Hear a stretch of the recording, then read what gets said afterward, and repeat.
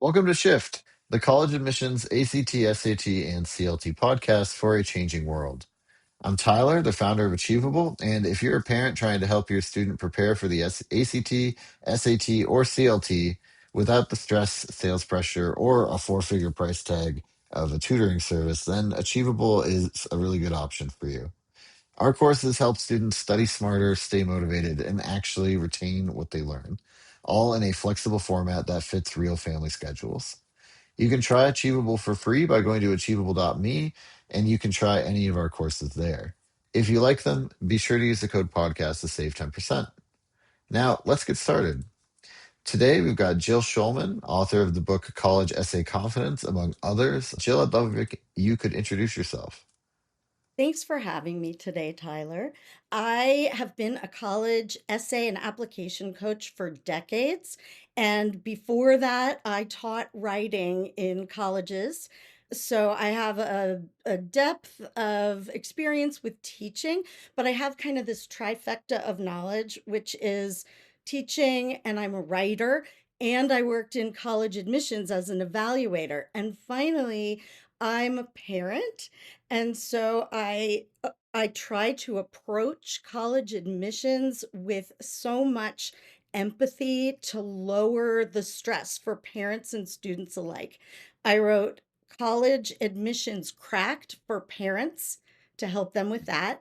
And my new book is College Essay Confidence, which I wrote for students. Great.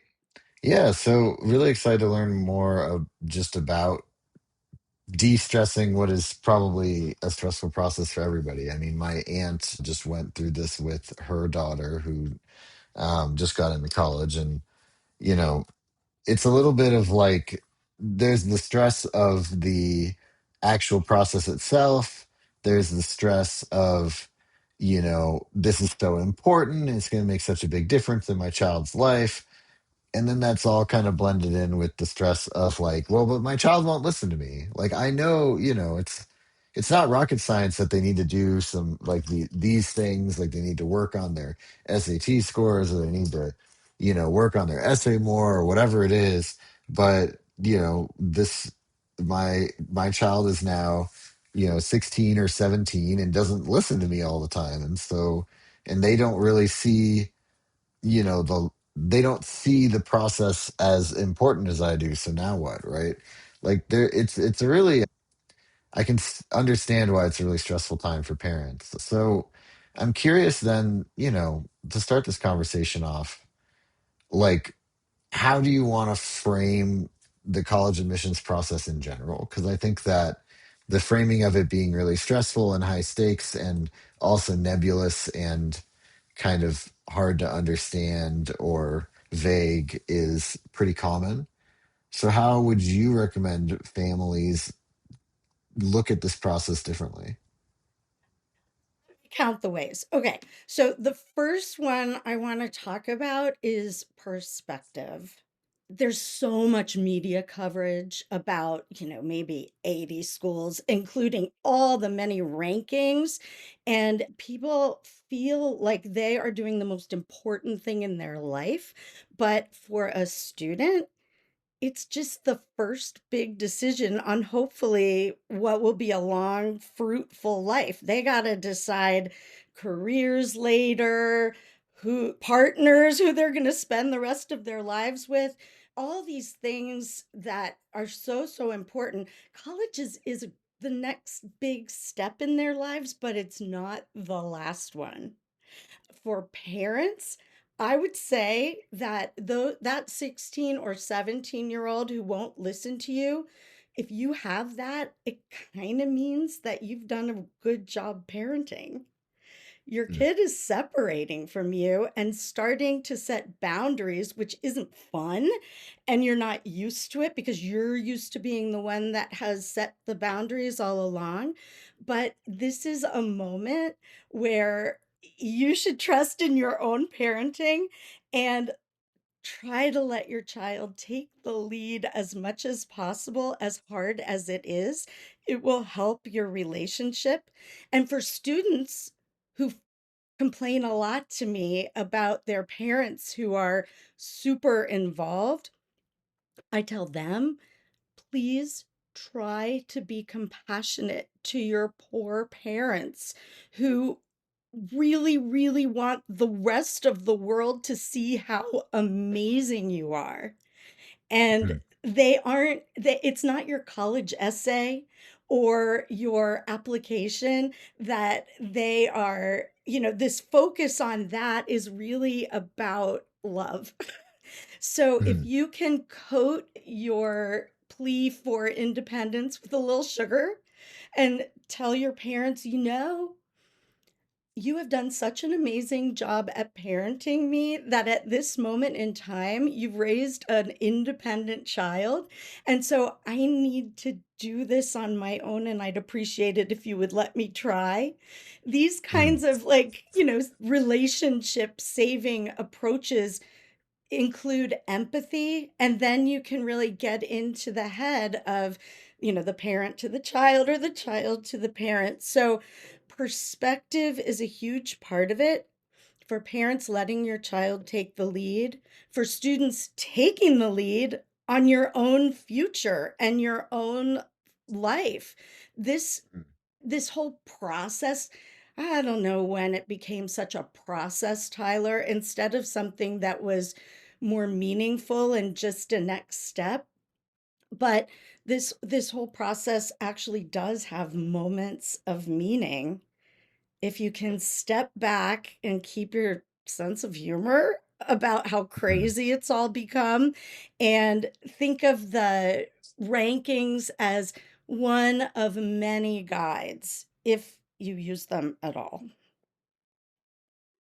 Yeah, well, I think also what I was kind of getting at with this question is like, I don't know, basically like it's gonna be okay, right? Like stress is driven by perception.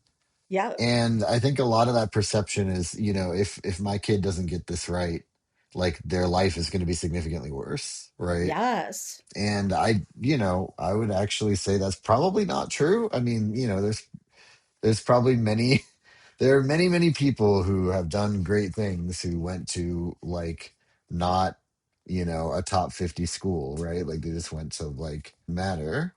Yeah, that's it. Okay. Well, what you do once you get to college is far more important than where you go. Hmm. I mean, if I've seen students who applied to, let's say, 13 colleges, and one of them was the one they considered a backup, and Hmm. that was the one they got into. So they ended up going with not a great attitude, like, I'm going to transfer before they even went, instead Hmm. of trying to take advantage of what that college has to offer. And all colleges have a lot to offer. Those students don't fare nearly as well as the student who gets into that one college and says, I'm going to find what's awesome about it. I'm going to find my people. I'm going to find the Hmm. professors who I connect with. I'm going to explore a little and look for what I really, really care about learning about, and before I declare a major, if it's a college where you can declare a major your sophomore year instead of when you first step in. Those students fare so much better in the job market than the Hmm. ones who are checking boxes, worried about everything, walking into college thinking of it as it's just a transaction. I'm paying money so that then I'll get a job, as opposed to an opportunity to learn how to think independently and have original thoughts, how to communicate what you're thinking. Those are the kinds of things that are going to beat out AI for jobs in the future. Yeah, and I think that actually leads nicely into kind of the next question I had, which is I feel like a lot of it's about like what defining success looks like. And I think that if you define success differently, it can help you with, you know, basically being less stressed about the whole process, right? I love that Um, attitude. so what like advice do you have for families on doing that? Okay. Flip the s- flip the switch from, for example, in a college essay, what do they want to hear from me to what do I want to say? Mhm. Empowerment. When you're looking at colleges, think, okay, instead of where can I get in, which colleges will like speak to me and will help me achieve the version of success that's real and not somebody else's, not impressing Aunt Mary. And then finally, choosing a college, I think instead of thinking, well, what's the best college on the rankings? Hey, what's the best college for me to achieve the version of success that is true to me and not the version of success that I've heard from grown-ups, parents, the media, my peers, anyone else. And during the application process, during the going through the college admissions process, the best thing you can possibly do is not just visit colleges and research colleges, but dig inside and figure out what success means to you. Like what really makes you happy? What activities really make you tick? Not the ones that you're doing to look good on a college applications, but the ones that you care about. Mhm. Yeah, and I think that you've touched on two topics that I want to follow up on there. Okay. The first is building your college list, right? Which is where Yeah. I think a lot of the stress comes from because I think people just kind of naturally, especially in the age of the Common App where you can apply to 15 schools, a lot of people apply to a lot of really competitive schools that, maybe 20 years ago wouldn't have even bothered applying to. And that adds a lot of pressure, right? Because now you're trying to compete with the people that are applying to Harvard or whatever. And so, how much does building a, a good college list and how you approach the college list building process help with basically keeping the stress down? It helps so much, Tyler. So, what I tell students is instead of making a college list of all the colleges they've heard of, type this into your search engine or AI if you want. But I don't think AI is ready for, college consulting. But Hmm. type first make a list of the things that are genuinely important to you, not the things you think should be important to you about what you're looking for in a college. Hey, weather is like that's legit. If you are living in Maine and so sick of snowy winters and being cold, having a warm climate is important to you, put it in there. If you want an undergraduate school that offers something having to do with engineering, Hmm. type that in. If you want to play ultimate frisbee, type that in. If you want to play in a sport but you're not being recruited for division 1 sports, type that in. See what happens, what schools are. Oh, and most importantly, geography. If you want to stay close to home, type it in. I want to stay within 3 hours of Amherst, Massachusetts. But if you type in your real criteria and not just what you think you're supposed to care about, it might spit out a list that has some new schools for you to research.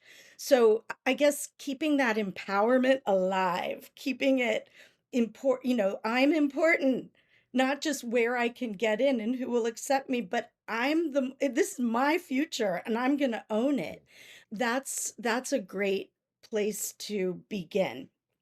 In terms of selectivity, I always tell students, let's just be realistic about this. Scattergrams on a lot of school programs where it shows who got in the past to different schools, what their GPA and what their test scores were, It's like a gateway drug. People get obsessed with it, and it's a great tool. But a better tool is to look at the individual college website. So, say it spit out a new college you'd never heard of, and you're kind of into checking it out. Go to the college website and look at the school profile. Look at the, common data set and see what the profile is of students that are there now.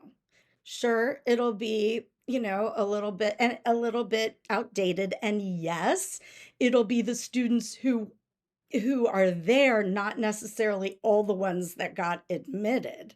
But at least you'll get a sense of where you sit in the selectivity range in the likeliness. So if you are above the 50th percentile or above the 60th percentile, this is a realistic school for you to apply to, meaning your GPA and your test scores combined. If not, if you're in the 20th percentile, let's like be realistic now. It's silly to Mm. spend $50 or $100 to submit an application to this school if it's not really realistic. And if there are other schools that are equally good for your version of success that are more realistic. So, realism combined with empowerment, like I get to do what I want. More than half the schools in this country admit 80% or more of applicants. So, there are plenty of options. It's not hard to get into college. Yeah, well, and I think that, I mean, what you're also kind of hinting at here, which I think makes a lot of sense, is that like just kind of trying to control the scope of your college application Mm, process can make a big difference, right? Like if you're yes, applying to 15 schools and eight of them have a unique essay that you only have to write for that one school, that's a ton of work, right? so Like, much and work. and I think that is where a lot of the stress comes from too, is just not being realistic about the work and also not being realistic about like the timeline, right? And so I actually that is where I wanted to go next, is talking Mhm. about how to kind of build a lower stress timeline, which, to me, I'm guessing just really means starting early and taking care of testing early on so you don't have to think about it anymore and you can focus on the essays. But I'm curious what you think. So, my role in helping students and families is with the written application. So, I receive them after the most of the data is already done. In terms of the testing timeline, you would know that better than me. I will say that the students who have severe test anxiety, and there are many, I think they should try the test and see how it goes. And if it doesn't go well, and if it's like literally sending them into a spiral of doubt, think Mm. about test optional schools and focus on other pieces of the application. You can always take the test again if you have more time, which you probably won't because you're taking the hardest classes of your life so far, while you're trying to do the application. But, test optional is a real option for those like serious anxious students. But I agree that for the ones that testing could help their application, and for the ones who are applying to not test optional schools, which the media makes sound like there are more than most of them, have that option. But if you want to take the tests, getting it done before the summer, before your senior year is Mm. great. So then you can get the writing done during that summer when most of the data's in, except for one more semester before colleges see it. You're less stressed just by the nature of being on school vacation and not being in the AP classes where everybody's freaking out. I think you're right that the timeline for testing can be earlier. The timeline for writing is really important too. Some students, the parents are nagging them all summer. Their relationship is in jeopardy, and they're just not ready. And then they go to school in September, and all their friends wrote their essays over the summer, and they're like, oh my God, that's where the scope situation comes in. If they have 15 schools they've decided to apply to, and all of them have those supplemental essays that are required separately for each school, then yeah, that is a catalyst for so much more stress than if they've been realistic and can lessen the scope and have less writing to do so that they can have a life. Because in addition to college admissions, and in addition to all those really hard classes that they're taking, they are kind of at the peak of their activities. Like if they're playing a sport, that might take up all their time. Or if they're like in a club that's really meaningful to them, this is their last chance to make a difference in that club. So it's important to have a life. Oh, yeah. And then there's sleep, Tyler. Like, if they don't get enough sleep, then their performance is going to be poorer in everything. For their grades, for the if they're still, taking that final SAT or ACT, and in the activities that they're doing. So I just am a real advocate of having some balance, which feels so hard to do with all I mean, I really, really empathize. I saw my own kids go through it. You know, Mhm. fall of senior year is like horror music is playing in the background of the, senior and junior hallways. It's just really stressful for these kids, and anything that they can do to relieve stress, including physical and mental health, is more important than where they go to college, really. And I think parents would Yeah. agree in theory, at least. Well, some parents would agree. Some parents would definitely disagree. They would say, "I would rather you go to Stanford and be stressed." But you know, that's also I'm coming from California. I also like you touched on something that you also brought up earlier that I wanted to come back to, which is this like the clubs and the extracurriculars, right? I think that there's a lot of pressure, especially if you're reaching to have this laundry list of extracurriculars and clubs that you're involved in. And I would love for you to comment on that because I feel like that adds a lot of stress. It adds, just a lot of other things that you have to think about in addition to your school, in addition to your tests, in addition to your sports or other things. And so talk about how you help families approach like the extracurricular piece. So for this answer, I'm going to put on my college admissions evaluator hat. So I worked on the other side and I evaluated thousands of applications for elite colleges.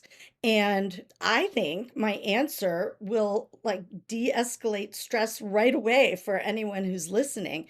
But the main thing that I was looking for when I was reading applications was genuine depth of commitment to an activity or a couple of activities or a category of activities, not if they checked all the boxes.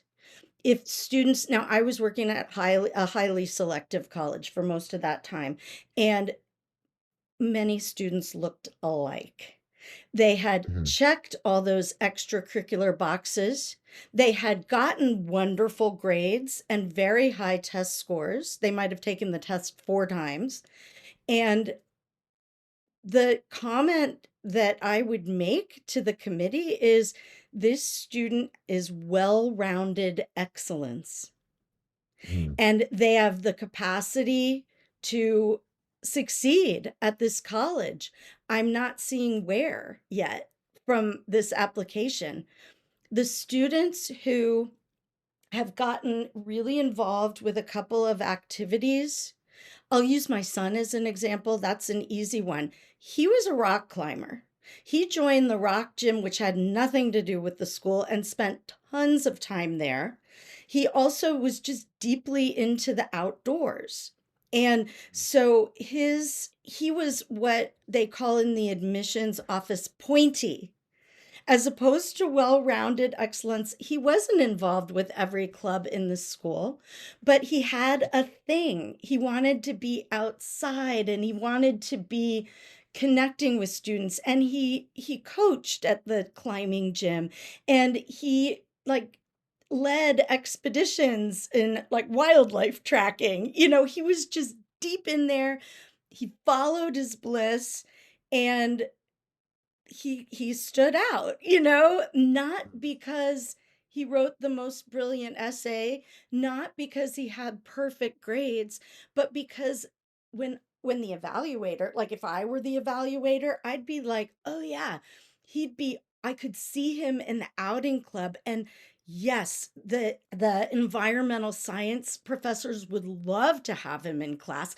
I can really see him helping this professor with research, and you know seeing that three-dimensional person come alive onto the campus means a connection. It means I'll remember that kid.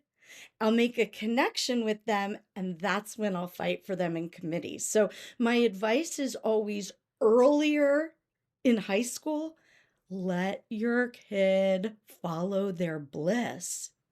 That's how they're going to stand out more than if they're checking off, okay, I've got a sport and I've got a charity that I'm working for, and all of those different box checking things. You can kind of see them from a mile away and they start to blend together.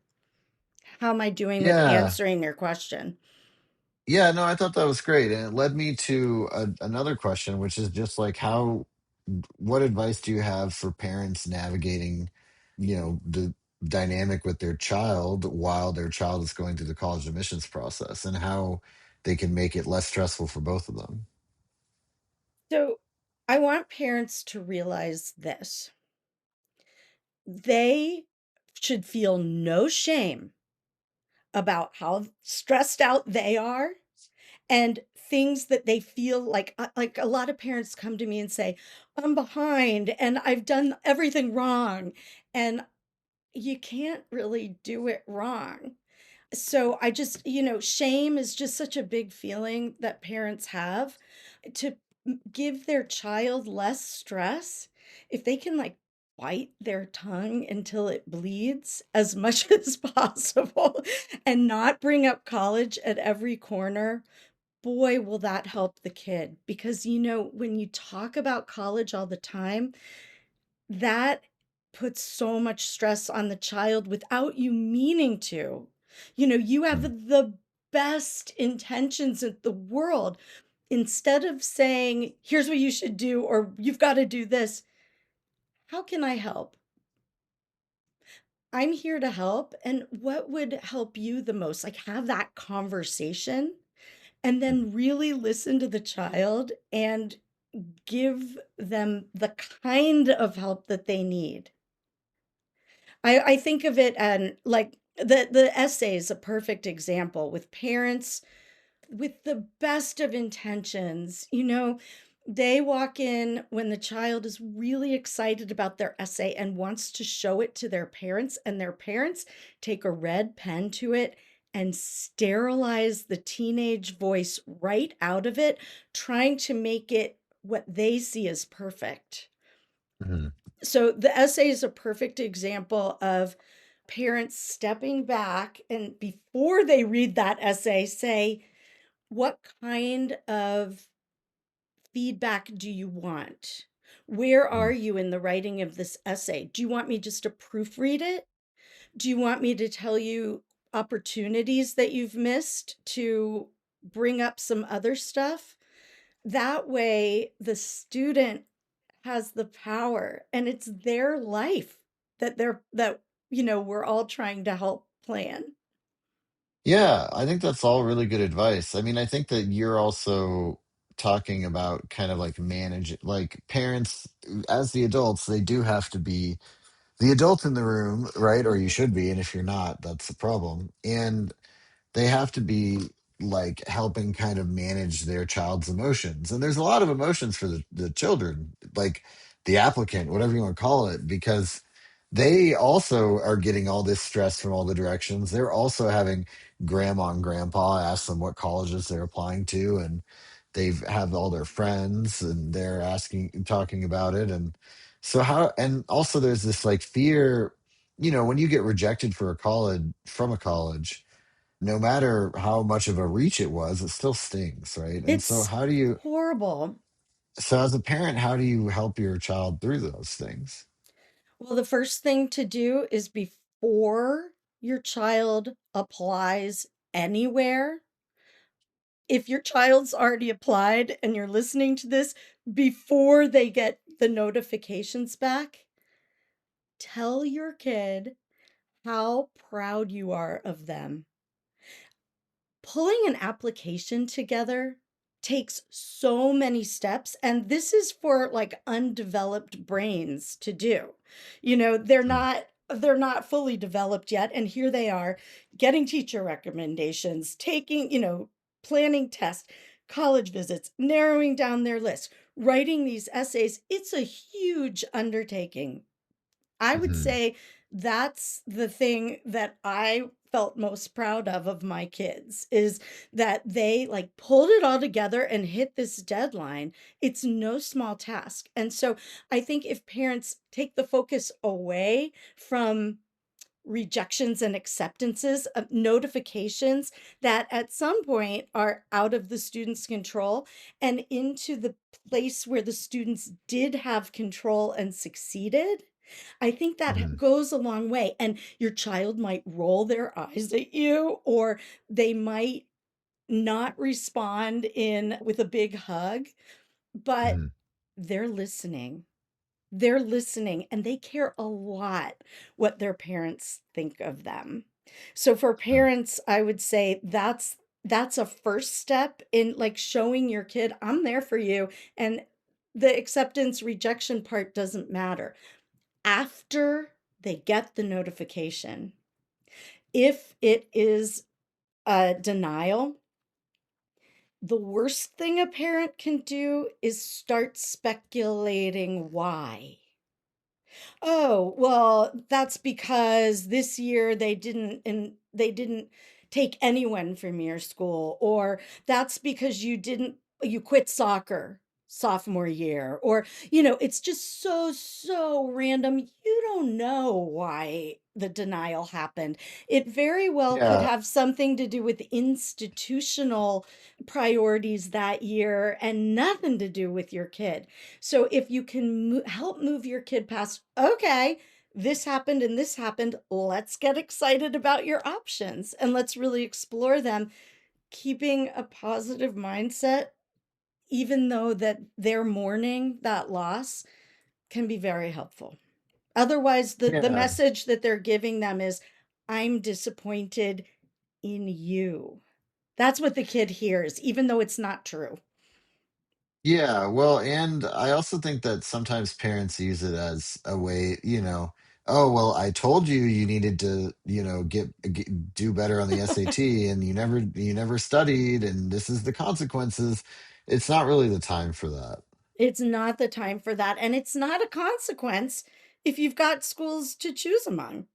But I mean, then if they don't get in anywhere because they Mm, weren't realistic in their list and they only applied to reach schools, that's a consequence. Having said that, there are plenty of schools with rolling admission who take students all summer long. And some students who are not ready to do their best on the application may not be ready for college at all. And this is one kind of, it's like a silver lining of what happened during the pandemic. Gap years started because students people didn't see why they should pay for college when it was virtual.